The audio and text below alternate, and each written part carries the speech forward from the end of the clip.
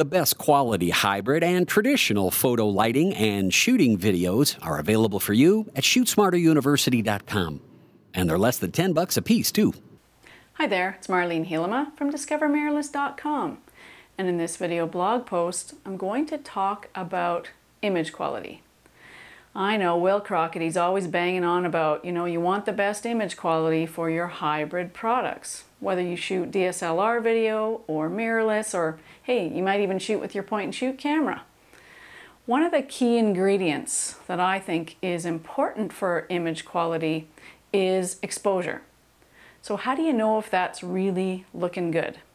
Well, the best tool I know to check exposure is the histogram.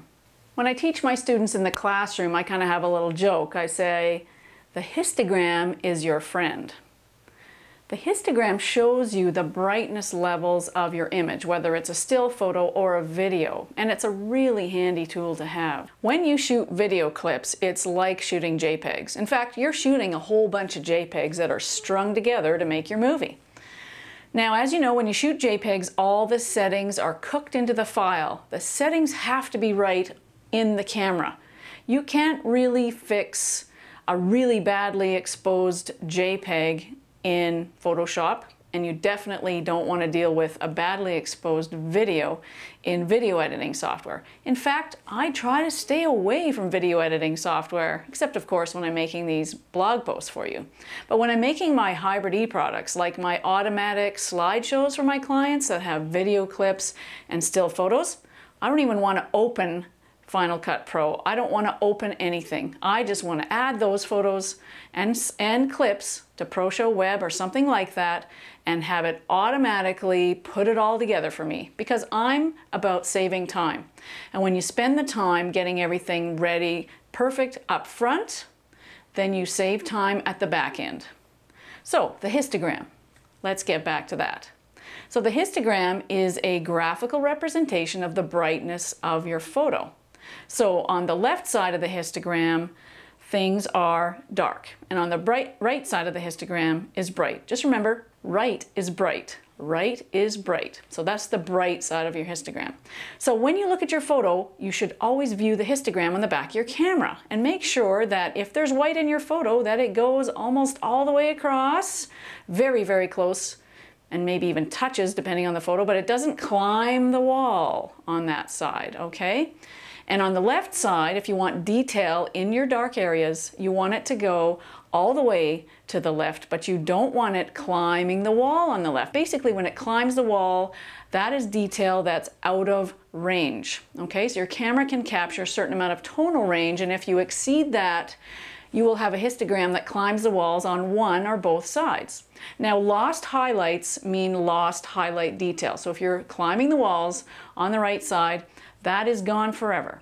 You can't get that back. Now, if you shoot raw files and you're used to that little crutch of pulling in, the slider and pulling in the slider on the highlights and shadows, then yeah, sure, you can shove that into that histogram and make it look great. But with video and with JPEGs, you don't have that choice. So get it right in the camera. So you've determined that your histogram isn't perfect. So what are you gonna do?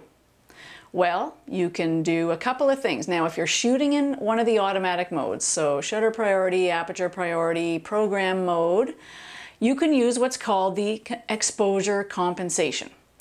And it's really simple to use. Just, if you don't know what that is, look it up in your owner's manual. You did read that, right? If you have too much light, you have to take light away. So just move that exposure compensation button to the minus side of 0.